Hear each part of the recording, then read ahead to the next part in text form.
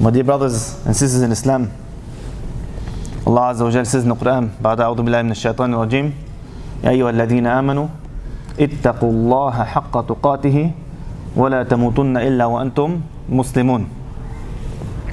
O you who believe, fear Allah, the fear that He deserves, and die not except in a state of Islam. Die not except in a state of Islam. Yani don't you dare die in any other state other than the state of absolute submission to Allah Azza wa Jal in everything that He has ordained. How? How do I die in a state of absolute submission to Allah?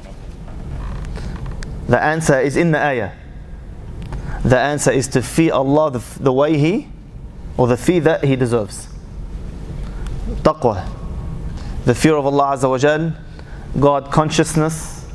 So many translations, so many meanings to this word taqwa. I remember once someone given an example, a funny example. He goes, what's this called? I go, taqiyya. He goes, taqwa is just like you cover your head with a taqiyya to protect your head from the sun, or just so you don't show your bad hair to the people, or your baldness. You protect yourself from Allah Azza wa Jal. You should get one. I'll get you one, inshallah. You should, taqwa or the taqiyya, similarly, you gather as much good deeds and refrain from as much bad deeds as possible to protect you from the punishment from Allah Azza wa Jal, of Allah Azza wa Jal in the akhirah. My dear brothers and sisters in Islam, subhanallah, this verse that we just mentioned, where do we normally hear this verse being recited? Help me out, come on. Where do we always hear it? Salat al-Jum'ah, yeah? Salat al-Jum'ah. It's sunnah to recite this verse in Salat al-Jum'ah. Isn't that amazing? Doesn't that show importance? That Allah Azza wa Jal chose that verse for me and you to hear every single week on Friday in the biggest congregation of Muslims for that week. Does that not show its importance? And what a warning from Allah. Don't you dare die in a state other than complete submission to Allah. How? By having taqwa. Not, wallah, I follow some of the rules and the other rules of Allah Azza wa Jal. You know, we all make mistakes and we all sin, but I disregard them as if they're not even part of the deen. Not I follow one part of the Sharia and the other part of the Sharia, it might as well be from the Bible because I have nothing to do with it. Not I apply one part of the Sharia and the other parts, not only do I apply them, if someone tries to wrong, like, leave me alone, man. Please. Allahu Akbar. These are the people who won't die in a state of Islam, of absolute submission to Allah, because Islam is submission. Now, what's that word taqwa? You know, we've heard many meanings. I'm sure some people that are sitting here today, when they heard me start off this topic, like, I've heard this talk 1,000 times. I've heard it 1,000 times too, and I'm still learning. Every time I put this topic on YouTube, every time I've opened this topic on Mufti Google, or any other of the muftis or the mashayikh or the ulama on the internet, astaghfirullah al-azim, unfortunately, I always learn something new. And subhanallah, sometimes in life, us as human beings, we progress in life, don't we? We change, we mature. Our experiences change and the way we think about things change. So sometimes something that we've heard so many times that I've literally memorized it, I'll hear it one time and wow, it'll click with a different type of understanding that I never thought of before. Sometimes the person giving the hadith, and this is the hadith of Rasulullah, sometimes the person giving the ayah or the hadith will understand it, and the person listening who had heard it, is hearing it for the first time, will understand it better, apply it better, preach it better than the one who taught him it. You know, I had a non-Muslim once in one of the old security jobs I used to work. He came up to me and he goes to me, he goes, have you read the Qur'an? I was telling him something about Islam. I go, of course I have. I go, have you read it recently? I looked at him like that, I've read parts of it. He goes, read it again. I go, what do you mean? He goes, trust me, the way you read it 10 years ago will be completely different to the way you read it now. And the way you read it now is completely different to the way you read it in 10 years time. Even the non-Muslims, subhanAllah, they know this. So taqwa has many translations. I used to like the one of Ali radiallahu anhu the most. الخوف من الجليل والعمل بالتنزيل والرضا بالقليل والاستعداد لليوم الرحيل. الخوف من الجليل, the fear of Allah Azza wa Jalla, the most great. والرضا بالقليل, and being content and pleased and thankful for the little Allah gave you, no matter how little it is. والعمل بالتنزيل, and applying the wahi, the Qur'an that Allah sent down, and sunnah. والاستعداد ليوم الرحيل, and preparing yourself for the day that you will leave this world. But that statement of Umar al Khattab radiallahu anhu, the one that I used to brush over every time I used to give this topic, recently gave me a whole new perspective on taqwa. And that's only through not just research and knowledge and understanding and maturity, but even through life experience. Practical experience on the ground. The cases that I get coming into my office every single day teaches you things. SubhanAllah, Wallahi, I hope everyone in this room and everyone that's listening to this talk experiences this as he grows in life. I hope and I pray that everyone experiences this in his life, where he'll read something or learn something or understand something or hear something which blows his mind to the extent where he realizes that the person who said this could not be anyone other than someone extremely great in the eyes of Allah, someone extremely wise, someone with a high level of wisdom and understanding. And Umar al-Khattab radiallahu anhu, what was his name? What was his nickname? Come. Al-Faruq, right? Al-Faruq. Al-Faruq, the criterion. Yani the difference between right and wrong. You know, if you want to know if something's right, look at Umar. If he's doing it, it's right. Look at Umar. If he's not doing it, it's wrong. Khalas. He was the difference between right and wrong. Man, the shaitan used to take the other road. The shaitan used to see him, he'd stuff this, take a different street. So when I used to overlook this statement, I realize now how foolish I was looking back at that translation or that tafsir of taqwa, how foolish I was and how much I lacked wisdom. That's why I wasn't giving it myself. So what does Umar al-Khattab radiallahu anhu say? And let's see how we can apply it practically. Umar radiallahu anhu says, when someone walks up to him and asks him, what is taqwa? He tells them, what would you do if you had to cross a thorny bush? We've heard it all before, eh? We've heard it 100 times. Probably now you understand why I used to pass over it. Like, alright, I've heard it, man, come on. What would you do if you pass over if you had to cross a thorny bush? So the man replied, Ya Umar, I would be careful where I step, and I would raise my thawb, yeah, and be very conscious. And he said that is what taqwa is. Let's look at it, me and you now. Let's say I, myself, or you yourself, had to cross a thorny bush to get to our car, to go home. When we got to that thorny bush, the first thing is, no matter how manly you are, you're all scared. We're all going to be scared. Aren't we scared of copping that prick of that thorn?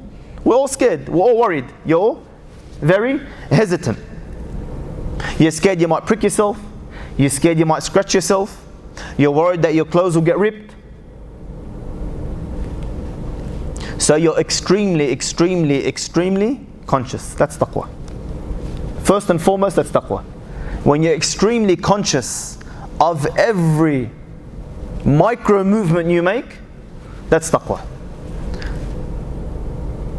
So you're careful where you step, you walk slowly, you lift the abaya, you have God consciousness. If I get to a path in that thorny bush that's full of thorns, what would I do? Would I take it? Or would I say, no, that's too much thorns there. Let me try a different route. Isn't that correct? Let's be honest. Do you know what that practically applies to for me and you, brothers and sisters? Is when I see a path full of sin, I stay away from that path. Or, forgive me for saying this, do I fear the thorn more than Allah? What a dangerous statement. If I saw a path full of thorns, I'm telling you myself, I'd walk away. I'll turn around. Out of fear of that thorn. But when I see a pathway full with sin, I'll be alright. Do I fear the thorn more than Allah? If I take a path that seems like there's not many thorns, and I keep going down that path, 1 meter, 2 meters, 10 meters, 100 meters, 200 meters down that path, I'm about to reach my car, and then I'm caught in a dead end. Full of thorns, I can't get through without scratching or harming myself. I ask you by Allah, wouldn't you turn back? How does that practically apply to me and you?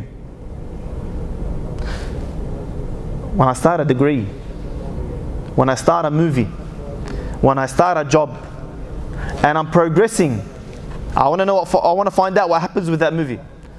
I want to find out, or I want to progress and finally get my degree. I want to continue to elevate and progress in my job. Would I turn back out of the fear of Allah like I would turn back because of that thorn? Or do I fear the thorn more than Allah? How many times do you get it? No. One scene, 2 scenes, 3 scenes. Khalas Habibi, turn it off. Your mother, your father, your brother, it's enough. No, I have to find out what happens. Habibi, that degree you're doing, I know you've been doing it for 2-3 years, but it's, wallahi, you can only do haram with it when you come out of it. Even while you're doing it right now, it's haram. No, I'm too far in. Brother, that job that you're doing, it's haram. You're making haram money, your food, your water, your drink. Sister, everything you do, everything you buy, everything you spend your money on is haram. If it's to fill up petrol, your petrol's haram. If it's to buy a car, your car's haram. If it's to buy your jilbab, it's haram. According to some of the scholars, you can't even pray in it. But we don't take with that opinion. Let's make it a bit lighter. Yeah. Would you turn back? That's what taqwa is. Would you turn back just like you would turn back from the thorn? Or do we fear the thorn more than Allah? Wallahi, a case came to me a while back. One of the brothers, his wife asked me, her dad, his whole life, bank manager. His whole life, this person must have been cursed by Allah and His Prophet tens of thousands of times. How many contracts did he sign? How many contracts did this person sign and gain the curse of Allah? How many battles will he wage against Allah and His Prophet in the Akhirah? So he's getting old. Ya Fulan, father, it's enough. You're 60 something years old. Retire, ba'a. Enough haram. Make your tawbah. Make your repentance. No, I can't. It's the only thing I know. I can't let it go. I can't stop it. I can't sit at home. Tayyib, change, do something else. Do good, cover up the bad. Allahu Akbar. كلا بل ران على قلوبهم ما كانوا يكسبون. Nay, a ran, a covering over their heart because of that which they used to earn. May Allah Azza wa Jal protect us and guide these people. That's what taqwa is. Let's keep moving forward. Let's say you get scratched by a thorn. So you're walking, you're being careful, but you get scratched by a thorn. What do you immediately do? Immediately you scream out, ouch. Isn't that right? What does that practically mean to me and you? That's istighfar. You do a sin, as soon as you do it, what do? Istighfar. Look, I'm going to ask you a question. I know it might be funny, but wallahi, it's very true. What would you call someone who got scratched by a thorn and then said, ouch, a week later? Habibi, come with me to Parramatta, let me find a room for you. Isn't that right? How dare we scream out in pain from a thorn, but when we do a sin, we leave a week or 2 or 3 before we make istighfar. Can you see the hikmah of Umar radiallahu anhu in this statement? Wallahi, the only reason I never used to use this and practically apply it is because I didn't have the hikmah. Not to say I do now, but just, you know what I mean. Let's continue. Let's say he kept walking down that path and he stepped on a thorn. A thorn got lodged in his leg, in her leg. What would happen? They would scream and shout and jump up on one leg and hop around like an idiot. Am I wrong? Would he or she put his foot down until he removes that thorn? You can't. As soon as you put it down, what happens? You scream again. So, we wouldn't put our foot down until we remove the thorn, but we sin and we walk around as if nothing happened for weeks, months, years before we make repentance.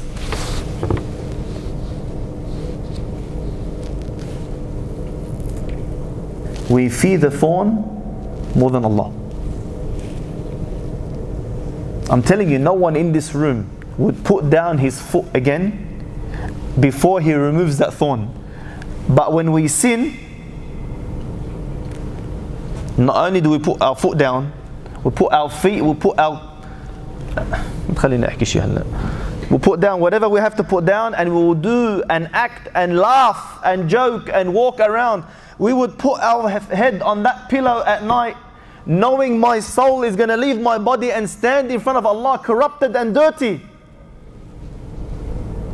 And I still wouldn't make tawbah. Do we fear the thorn more than Allah? My dear brothers and sisters in Islam, Taqwa is that person, is that brother, is that sister who watches every single step that he takes, whether it's disobeying Allah or pleasing Him. I want to buy this item. Would Allah be pleased or would He be displeased? I want to go to this place. Would Allah be pleased or displeased? I want to put my foot down on the accelerator. Would Allah be pleased or displeased? I want to look in that direction. Would Allah be pleased or displeased? I want to wear these clothes. Would Allah be pleased or displeased? Can you imagine now sisters are buying hijabs from the store to displease Allah?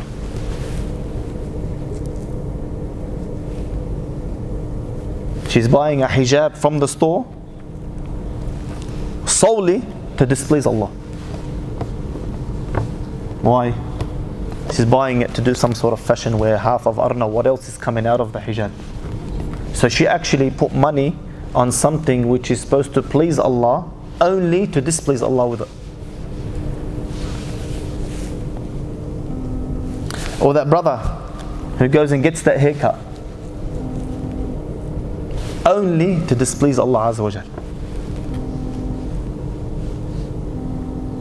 The person who has taqwa, every step, every direction, everything he does, wallahi, the food that he eats, you know, the blink of an eye, he thinks, would Allah be pleased or displeased?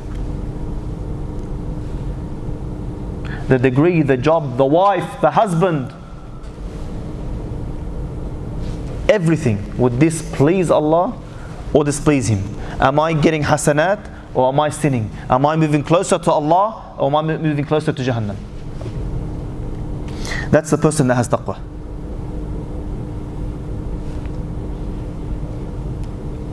Every single word he utters or she utters. Wallahi, I know he harmed you. Wallahi, I know he harmed you and he's wrong. But Habibti, when you reply to him, are you moving closer to Allah, or are you throwing yourself closer to Jahannam? I know she cheated on you, I know she did this, I know she did that, but brother, what you do now, are you doing it to please Allah or to please your nafs? Wallahi, those kids are hard. May Allah Azza wa Jal forgive us. May Allah Azza wa Jal forgive us. So the Prophet ﷺ, he tells Mu'adh one day, the companion Mu'adh radiallahu anhu, the companion who the Prophet ﷺ said, there is no one who knows more about halal and haram than Mu'adh. He tells Mu'adh, Ya Mu'adh, what is Allah's rights, His haqq upon His servants? Now Mu'adh, being the person who is the most knowledgeable in right and wrong, he tells Rasulullah ﷺ immediately, Ya Rasulullah, Allah's haqq, Allah's right over His people is that they worship Him. He knew it, dagri. Then Allah Azza wa Jal replies, then the Prophet ﷺ replies to Mu'adh. He goes, Ya Mu'adh, and what is the right, the haqq of the servants over Allah? Show the haqq of the servants over Allah. Mu'adh went quiet. Who would dare say that I have a right over Allah? Who am I? So the Prophet ﷺ asked him again, Ya Mu'adh, what is the rights of the servant over their creator, over their master, Allah? Again Mu'adh went quiet. The Prophet ﷺ asked a third time, Ya Mu'adh, what are the rights? What is the haqq of the servant over the creator, Allah? And Mu'adh realized the Prophet ﷺ wants an answer, but he would never dare say that I have a right over Allah. So what did he say? Ya Rasulullah, Allah and His Prophet know best. The Prophet ﷺ replies, Ya Mu'adh, the rights of the servant over Allah is that if he worshipped Him, Allah doesn't punish him.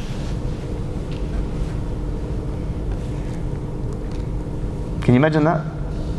Allah Azza wa Jal gave me and you, us, these people who just today, Allahu Alam how much we sinned, Allahu Alam how much haram we did, how much mistakes we made.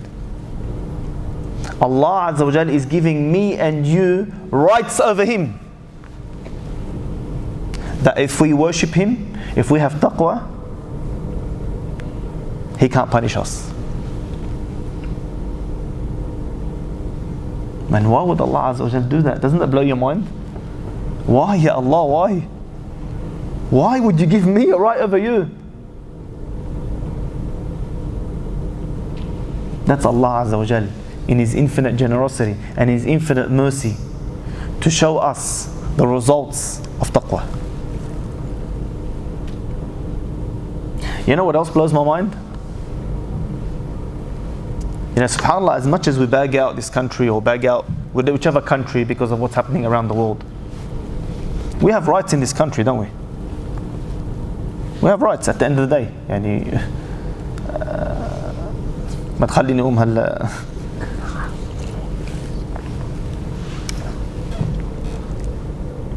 هلا. On the road I get to a red light, I stop, don't I? Don't tell me go, please no one say go. On the red light I stop.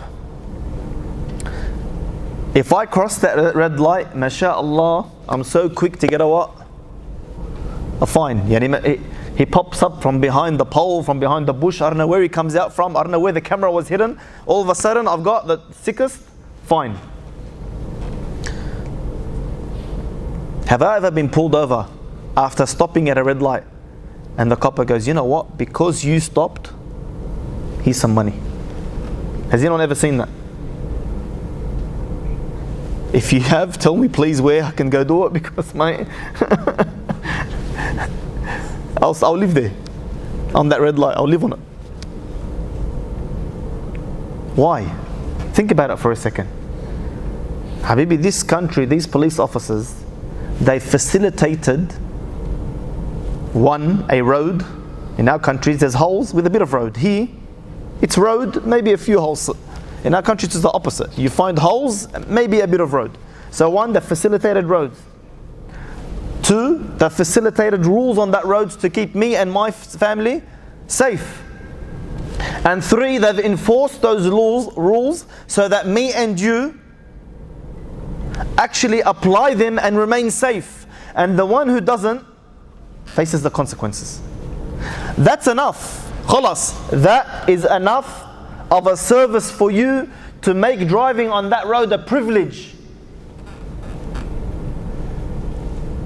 A privilege. It's not a right, it's a privilege. You want to break the rules, that privilege will get taken away from you. It's not your right. That's why they would never pay you if you stop. That's supposed to be automatic. But with Allah Azza wa Jal, so He gave us a system, these perfect guidelines, Islam, by which me and you live the most successful life possible, and keeps mine and your families out of harm. Am I right? Islam, Allah has not ordered one thing in the Sharia except because it's going to benefit us, not Him. Allah gets nothing out of it. And Allah Azza wa Jal has not forbid one thing in the Sharia except He forbid it because it's going to harm us. That's what we believe in as Muslims.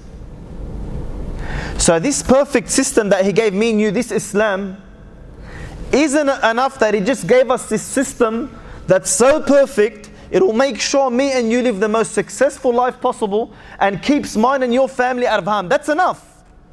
This is a system which, wallahi, if we live another 1,000,000 years, we'd never be able to reach it in its completion. We know that. You can see the West. With all their fancy technology, all their money, all their research, all their science, all their progression, all their civilization, they still, there is nothing they don't trial and error. There is nothing they don't trial and error. The worst of things, they trial and error it on the community. Some of those things they trial and error on the community actually corrupt the community. You can't even take it back after you try it on the community. I'll give you an example. Alcohol. Didn't they try to ban alcohol in the 30s? What happened? America, the superpower of the world, they tried to ban alcohol when they realized what it's doing to the community. They go, you know what, let's trial it. There's no Sharia, there's no Deen, there's no Allah. Let's us see if it's good or bad. They trialed it on the community. The community got so addicted to it that when they tried to ban it, the superpower of the world couldn't ban it. Never before had a nation's police force killed so many of its civilians. Never before had the civilian population killed so much of its police force. Never before had the prisons been so full they started using schools and other places to put people in. Gangs, wars on the streets. Diseases started to spread amongst the people because they started bootlegging in their own houses. Yeah, you know how disgusting it is to make alcohol? They were making it in their houses. Until the government themselves, America, the superpower of the world, had to say, you know what, this is not going to work, let them drink alcohol. So they trial and they error everything on the community, no matter what it is. Allah Azza wa Jalla said, you know what, no, I'm not going to allow the community to be corrupted, society to be damaged and destroyed again and again and again so they can attain or find the truth themselves. He's this perfect guide. He's these perfect guidelines, and I guarantee you, apply these guidelines and you'll live the most successful life and you will save yourself and your family from harm. Forget the akhirah, I'm talking dunya. That should be enough. Just like the police officer enforcing the law. But here, the police officer will never pay you if you stop at that red light. But Allah Azza wa Jal is different. Allah Azza wa Jal is the most generous. Allah Azza wa Jal tells you, وَمَنْ يَتَّقِ اللَّهَ يَجْعَلْ لَهُ مَخْرَجًا وَيَرْزُقُهُ مِنْ حَيْثُ لَا يَحْتَسِبُ. Allah Azza wa Jal tells you, he who has taqwa. So he who follows these perfect guidelines, which are only going to help you, only going to benefit you, only are going to save you and your family from harm. He who follows these laws and these guidelines, not only will you live successfully, not only will you and your family be safe from harm, Allah Azza wa Jal tells you, I guarantee you, I promise you, a way out of every problem, every calamity, every issue you ever fall into, and I'll give you provision from avenues in ways you never even thought imaginable.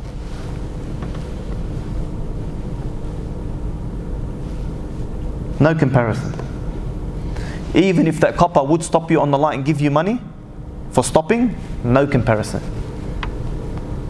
Allah Azza wa Jalla, forgive me brothers and sisters, what does Allah get out of me and you following His deen? What does Allah get out of me and you having taqwa? Wallahi nothing.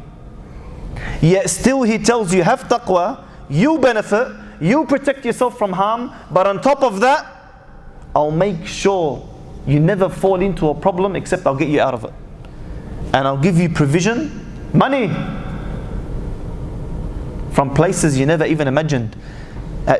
Do you notice how that's contradictory? Or it seems contradictory, astaghfirullah al-azim. Have you noticed those verses, they seem contradictory? Man, when I'm in a calamity, the last thing I'm thinking about is money. If I'm sick, if I'm on my deathbed, am I thinking about money? The only care I have in the world is to get better. If my mum's in hospital, I'll drop everything and I'll come to her. I'm not worried about money, I'm not worried about work right now. If my son's been hit by a car, when I'm in a calamity, when I'm in hardship, if I fall into depression, if I've got a mental health issue, if I've lost a family member, the last thing I'm thinking of is money. Allah Azza wa Jalla is telling us, I will save you from that calamity, and on top of that, I'll give you the last thing you're thinking about. I'll give you provision from where you never even thought imaginable. A promise from Allah. Brothers and sisters, do we know what a promise from Allah means? A promise from Allah means that it is easier for Allah to destroy this whole world and everything in it than to break His promise. Now the question is, do you trust in Allah? Do you trust in Allah enough to have taqwa, even though not having taqwa might make you that extra grand at that job site?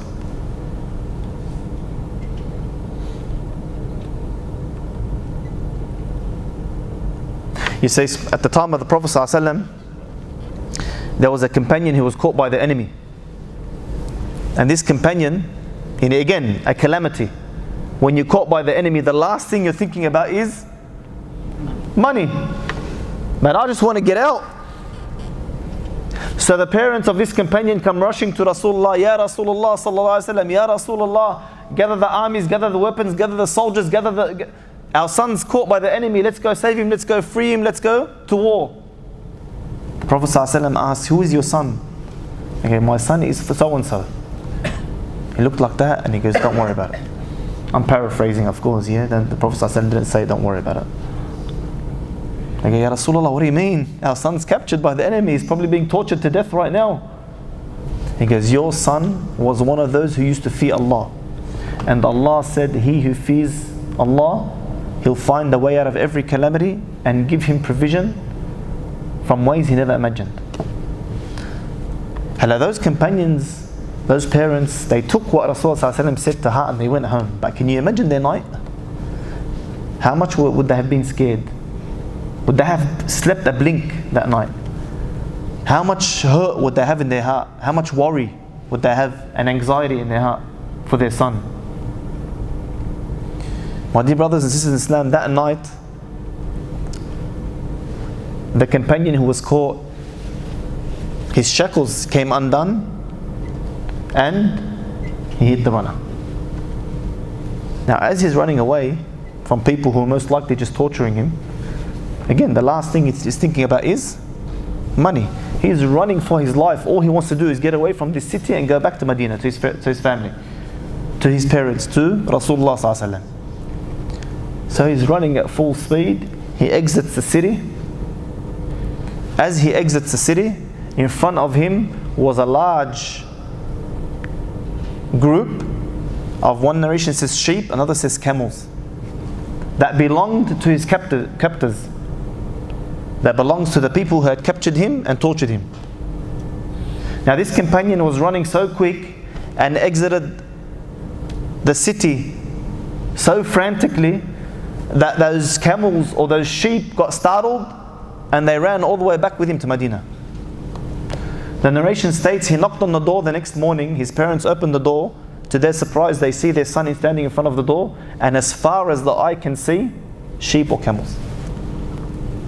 He who fears Allah, Allah finds a way out of every calamity and provides him with provision from places he never thought imaginable.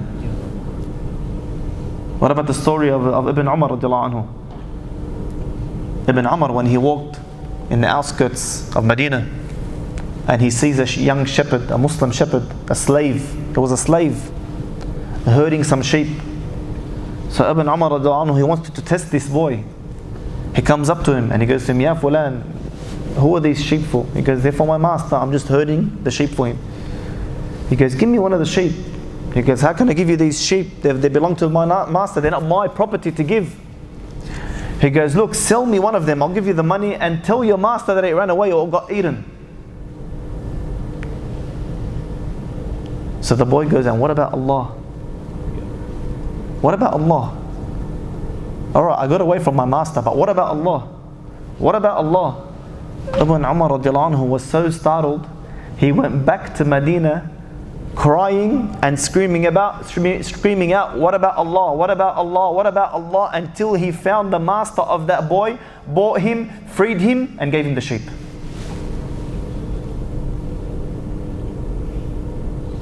He bought him, he freed him, he bought the sheep, and he gave him to him as a gift. He who fears Allah Azza wa Jal, Allah finds a way out of every calamity and gives him provision from places he never imagined. You know what? Let's say I've had this before. I've actually had people tell me this before. Oh, they were companions, bro. They were companions. We're not like the companions. We're nothing. Alright, let's move forward. Who knows Umar ibn Abdul Aziz? Rahimahullah. He came like 100 years after the companions, right? 99 to 101, he was a Khalifa. Prophet ﷺ died at which year? Which year Hijri? 13, man? No, 11, sorry, yeah, 11. 11 Hijrah, right?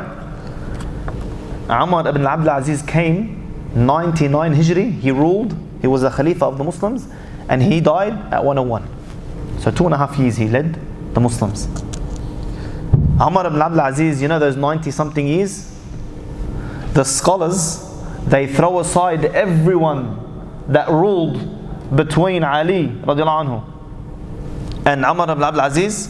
They threw them all aside and they made him the 5th of the Khulafa al-Rashidin. That's how great this man was. Mind you, it all started from Umar radiallahu anhu. And it all started from a lady having taqwa. Have you heard the story before? When Umar radiallahu anhu on his night journeys, man, wherever you look at Umar's life radiallahu anhu, wherever you look, wallahi you'll be dumbfounded. Wherever you look, wherever you look, even his night journeys, you read them and you weep. So on one of his night journeys, he passes by a house where he gets tired. He so all day he's serving the Muslims, all night he's praying, and then a proportion of the night he uses it to do rounds in the city of Medina to see if anyone needs anything. He gets to a house, he's so tired, he's so weak, he's so thrashed that he leans on the wall just for a minute, just to take his breath. And he hears a conversation of a mother or a grandmother and her daughter or granddaughter occurring. The grandmother is telling the granddaughter, mix the milk with water so we can sell it for more tomorrow. And the granddaughter is telling the grandmother that Umar al-Khattab, Amir al-Mu'mineen, told us not to do this. So the grandmother is responding to the granddaughter, like Allah Ghafur Rahim. No, she didn't say that, but it's what we hear today. Ya Allah Ghafur Rahim. She goes to him, Hala, where is Umar for him to know that we mix the milk with the water? And Umar is where? His head is on their wall, listening. But the girl doesn't know that. What does she respond? She goes, oh mother, I won't do anything that Umar can't see because the Lord of Umar can see. Umar radiallahu anhu was so shocked at her taqwa, her fear of Allah Azza wa Jal, that he went back to his sons and asked him which one wants to get married. One of them put his hand up and he went and married him to that girl. That couple had a kid, and their kid was Umar ibn Abdul Aziz. So can you imagine Umar, the son of Umar, this lady of Taqwa? Imagine their offspring. So Umar ibn Abdul Aziz, no wonder why he was the fifth of the Khulafa al-Rashidin. No wonder why he was the fifth of the Khulafa al-Rashidin. You know, these people, do you remember the story of Umar, the one where his wife, the granddaughter of Rasulullah sallallahu alaihi wasallam, so Fatima's daughter, Kulthum, Fatima's daughter, so Ali radiallahu anhu and Fatima had a girl, her name was Kulthum, whom they married to who? To Umar al-Khattab. Umar al-Khattab was married to the granddaughter of Rasulullah sallallahu alaihi wasallam. One day the granddaughter of Rasulullah sallallahu alaihi wasallam comes up to Umar and says, "Ya Umar, I feel like some sweets." Yalla, open the cupboards, there's some anats, and Umar radiallahu anhu told her, "We don't have any sweets, we can't afford any sweets." He ruled 2/3 of the world and he didn't have any sweets. He didn't even have any food. He goes, "We can't afford this, and the money is the money is more rightful to be to the poor people of Medina." So what did the granddaughter of Rasulullah sallallahu alaihi wasallam, the wife of Umar radiallahu anhu, do?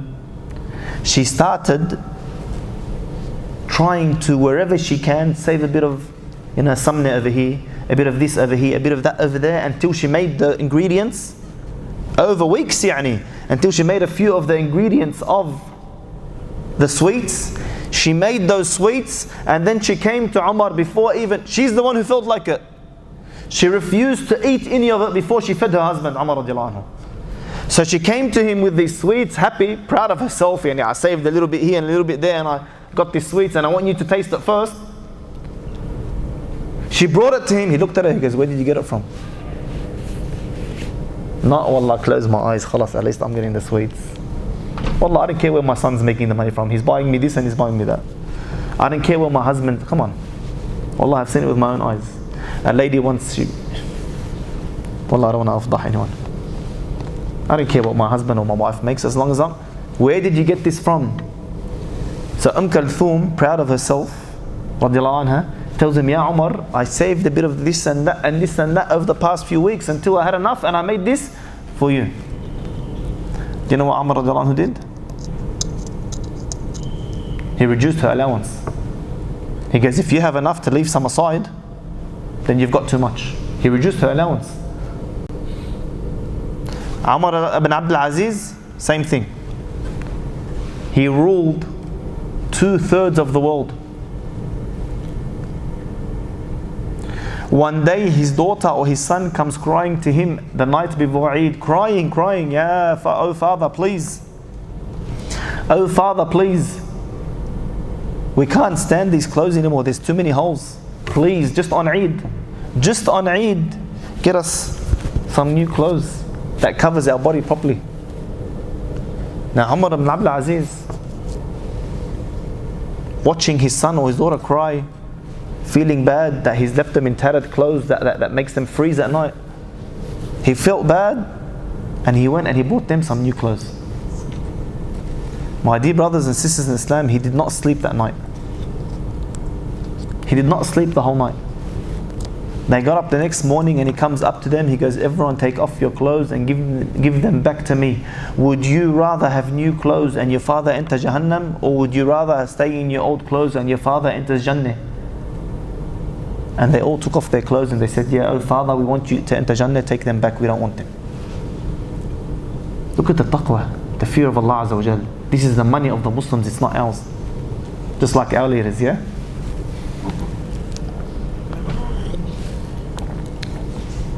Just mention to the wall in Saudi, just mention to the wall, no one's there, just the wall. Is the oil supposed to be the royal families? The wall will chop your head off. You know what? Steal the oil. To the royal family, steal the oil. But just pay the zakat. Do you know if they just paid the zakat on the oil, there wouldn't be a hungry person on the face of this earth. Not Muslims, I'm talking all over. Just if they paid the zakat on the stolen oil. So Umar ibn Abdul Aziz, a few years later, after Umar ibn Abdul Aziz comes a Khalifa. This Khalifa's name is Ja'far al-Mansur. When someone used to be appointed Khalifa, people used to come up to him, congratulate him, especially the yes men, the ones who want favor, the ones who are always around the rich and the famous or the powerful or the congratulations and and so on and so forth. But then there were some ulama and some wa'idhin, people who used to go and advise. So there was one of these da'is, his name was Muqatil. And Abu Ja'far al-Mansur, while he's sitting with his cohorts and they're congratulating him and they're happy, he sees Muqatil coming from a distance and he knew. He goes, this bloke is going to come, he's going to ruin our day. Haram, halal, Jahannam, Jannah, kaza ma ba'arif ash. You know what, let's not let him take too long. Ya Muqatil, please come forward. Say what you have to say, please, and just leave us alone. So Muqatil responds to him. He goes, Ya Amir al-Mu'mineen, should I tell you from that which I've seen or that which I have heard? Long story short, he tells him, tell me from that which you have seen. He goes, Ya Amir al-Mu'mineen. He goes, Umar ibn Abdul Aziz, that we just spoke about now for 10 minutes. Umar ibn Abdul Aziz died and he left behind 11 children. How many? 11 children. He goes, when he died, he left behind 19 dinar. 19 coins. 5 they used to wrap him with the shroud. They bought a shroud and they wrapped him.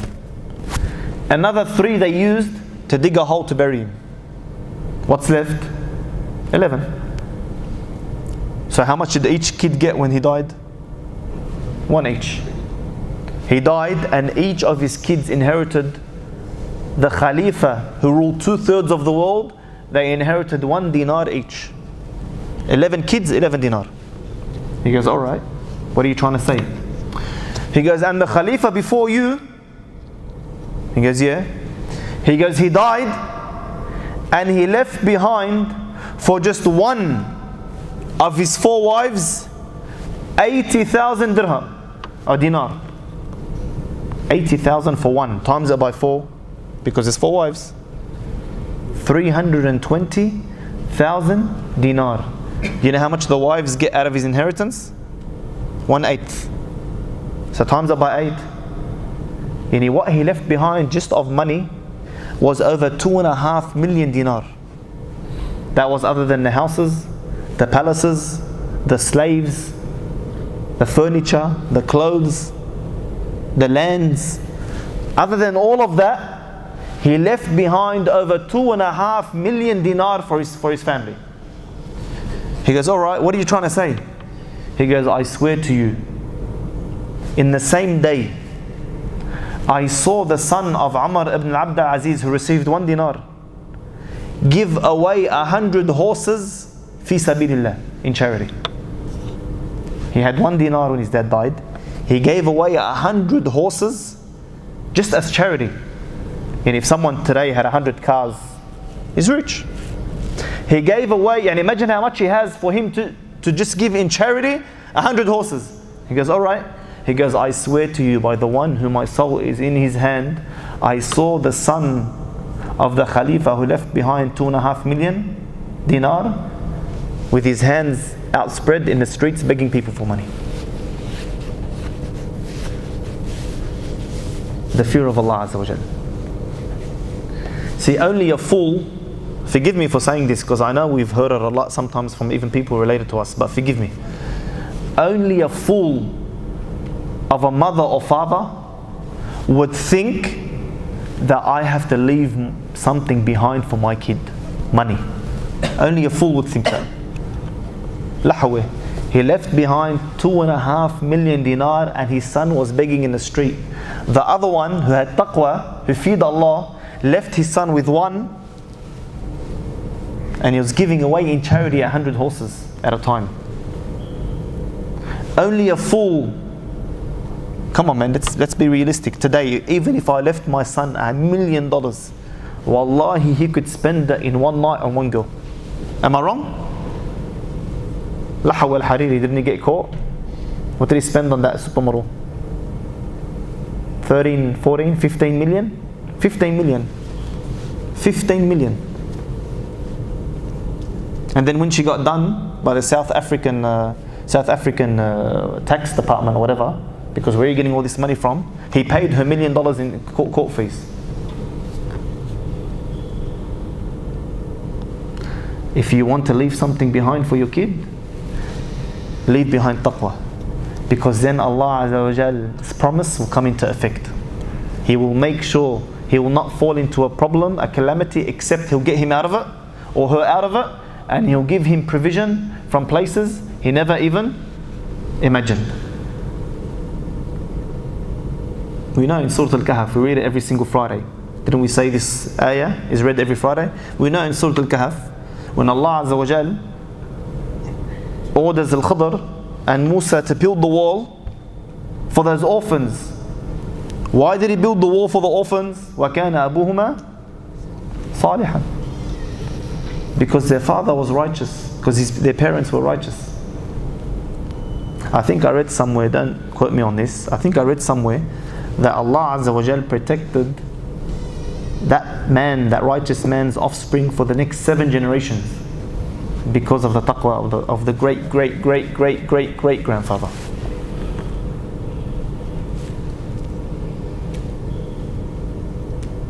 Alright, that's Umar ibn Abdul Aziz. He was the 5th of the Khulafa al-Rashideen. He was 1,000 years ago. He was this, he was that. Alright, let's move forward. We know Sheikh Ratib al-Nabilsi, right? Sheikh Ratib al-Nabilsi, the Syrian scholar. He mentions the story of one of the ulama in Damascus told him this story. One of the ulama in Damascus told him this story. He goes, one day a man approaches me, a young boy, 23 years old. He goes to him, Ya Shaykh, I'm one of your students. And this scholar, he was big, so he doesn't know who his students are. Thousands probably come and watch, he doesn't know. So the kid tells him, he goes, Shaykh, I've got a problem. He goes, what is it? He goes, I'm 23 years old. I have no money, no house, no degree, no prospects. He goes, and I have a dead-end job. He literally says this, focus on this statement. He says, I have a dead-end job, which if I worked for the next 50 years, I couldn't get married. That's literally what he said. I have a dead-end job that's making me nothing. So much so that if I worked for the next 50 years, I couldn't get married. What do I do? So the Shaykh looks at him like that. He goes to me, Ittaqillah. Fear Allah. For verily the one who fears Allah, Allah finds a way out of every problem and gives him provision from places he never thought imaginable. So this boy, come on, for him to come and see the Shaykh with these problems, he must have been hurting for a long time. So in his anger and in his hurt, he says something he shouldn't have. He replies to the Shaykh. He goes to him, Ya Shaykh, where am I going to spend the ayah? Where am I going to spend the taqwa of Allah? Like, I need money. And he went. And as he's walking away, he feels bad and he regrets what he said, and he thinks to himself, why did I do that? Why did I speak to the Shaykh that way? He's a alim, and everything he spoke to me was Qur'an. Like, he never said anything out of line. Why did I treat him like this? Why did I say that? He felt so bad that he swore to himself, he made an oath to himself that he's going to do what the Shaykh said and he's going to fear Allah. So he makes the oath to himself, and as he's walking, now he thinks to himself, what did I just do?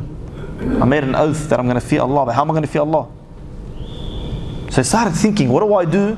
What do I get about? What do I get around to? How can I fear Allah to fulfill that oath? I made an oath. So he thinks and he thinks and he thinks, and then he remembers the dead-end job that he's got. He goes, you know what? I'm going to fear Allah by treating that job as if it's my own job. Does it ring a bell with anyone today? Anyone who has any experience in this world will tell you it is so hard to find good help, workers. Why? Because it is so hard to find anyone that fears Allah. Brothers and sisters, do you know how dangerous that statement I just said is? It is extremely hard to find people today who fear Allah. If he would treat working for me different to how he would work for himself, this person is lacking in his fear of Allah. If it was my work, if I was making the money, I'll work hard, I'll be diligent, I'll be intelligent, I'll think ahead, I'll plan, I'll be nice to the customers, I'll try to bring work from anywhere. But because I'm working for that bloke for a salary, ajr ala ajr, come in late, leave early, especially when the boss isn't there, no taqwa, no taqwa. Dry face, someone wants something, customer walks in, I stay sitting down. If he asks me for something, I don't know, we don't have it, get out of here. Yani, wow, again and again and again and again, I hear it from tradies and I hear it from other brothers. It is so hard to find someone who's good to work for you. It's so hard to find someone who you trust. It's so hard to find someone who's honest. It's so hard to find someone who's intelligent. It's so hard to find someone who won't rip you. Brothers and sisters, someone spent a week with me. Come and hear the stories. Come and hear the stories. I'm not going to trust my own father. I'm not. What, are you serious? Fajr every day in the front row, and then he's taking the bloke's customers behind his back while he was teaching in the trade. Allahu Akbar, Allahu Akbar. So this person decides that that's it. I'm going to fear Allah by treating this job as if it's my own. So he started coming on time, smiling to the customers, having good manners, not extending his break. You know, when I need to go to, I'm going for salah, 45 minutes he's in salah. At home, he doesn't even pray the dhuhr. But when he's at work, 45 minutes, mashallah, he's praying tahajjud at dhuhr, mashallah. He started not extending his break, going to salah and coming back straightly, being of service to the customers. If we don't have something, apologizing politely and telling him I'll get you, or encouraging them to buy other prices, other products, etc., etc., etc., until or for a couple of years. Not he feared Allah for a day or two, khalas, I fulfilled my promise. For 2 or 3 years, he kept acting like this. Over this period of time, the owner of the shop notices that his business is slowly and steadily growing and making more profit. So he asks, he thinks, why is this happening? He puts his eye on the shop and he notices it's because of the boy, of the young man. So he keeps watching him and watching him, and he starts to like him. One day he comes up to this young man, and he tells him, listen, I want to buy a new house. He goes, and I like your taste, I like what you've done to the shop. Come and choose the house with me. Come and help me choose the house. So the young boy, and he goes, Yalla, let's go. So they went looking for this house, and he started picking and choosing the house as if he was choosing his own house. This one's too big, this one's too small, this one's in an ugly area, this one's weird shaped, this one's... He kept, until he finds a house where he tells the owner, the boss, this house would be perfect for you. I reckon that this house would be perfect for you. So the owner right there and then, he goes, buys the house on the spot and takes the keys. And they go home. A few days later, he gets a call from the boss, and he tells him, please come over, you and your parents. He goes, khair, inshallah, is there anything wrong? He goes, no, just come over, you and your parents, we have to speak about something important. So he goes home, tells his parents, and the next day they come, him and his parents, to the boss's house. They sit down, the boss puts a table in front of them, and his daughter comes forward with, the serving plate. What is it called? Siniya. He comes forward with the siniya, with the serving plate, with the key on there. He goes, this is the key to the house, it's yours, and here's my daughter in marriage. He goes, I like you, I trusted you, I know you have iman, you have taqwa, you have trustworthiness and honesty, and I only want someone good for my daughter. This is my daughter in marriage, and this is the key of the house for you. Now think back to the statement the kid made in the beginning. He goes, if I worked in this job for the next 50 years, I'd never be able to get married. All he did was fear Allah for 2 to 3 years. He ended up not just getting married, but with a free house. He who fears Allah, Allah Azza wa Jalla will find a way out of every calamity and give him provision from places he never thought imaginable. My dear brothers and sisters in Islam, the question is now, do I trust Allah? Do I trust Allah? Or do I think that job is what's giving my family stability, that haram job? Or do I think that haram degree will make me a lot of money and make me happy? Or do I think that bad choice in that spouse, the husband or the wife, they're the ones, you know what, they'll make me happy, they'll give me success? Or my friends? Or haram investments? Or houses on riba? Or do I trust Allah to fulfill His promise or not? Wallahi, that's what it comes down to. When I choose to do this haram act for that amount of money, in essence, I'm saying, Ya Allah, I don't trust you. I believe this is what's going to give me money. This is what's going to give me provision. This is what's going to give me success. And this is what's going to give me stability and keep myself out of calamities. My dear brothers and sisters in Islam, it all comes down to the taqwa of Allah. The biggest of ulama, you know how they reach to their ilm? What does Allah Azza wa say in the Quran? وَاتَّقُوا اللَّهِ وَيُعَلِّمُكُمُ اللَّهِ. Fear Allah and Allah will teach you. The biggest leaders of this world, whose names are mentioned 1400 years ago, look at their lives. Someone name one Khalifa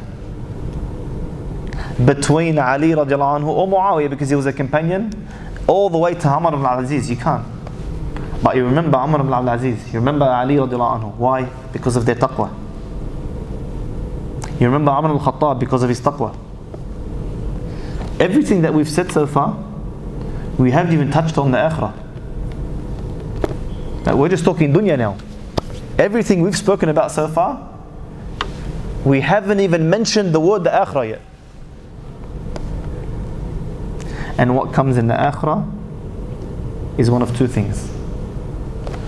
Either way better than what you get here, or either way worse, depending on your taqwa. May Allah Azza wa Jal make us of those who fear Allah Azza wa Jal.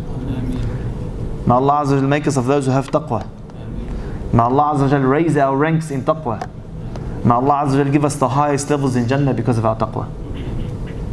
Ameen. Subhanak Allahumma bihamdik, nashhadu an la ilaha illa anta, nastaghfiruka wa natubu ilayk. I wanna be in Jannah, Jannah, Jannah. Every Muslim dreams to be up in Jannah, Jannah, Jannah, Jannah. A pious person's destiny. Inshallah in Jannah, Jannah, Jannah.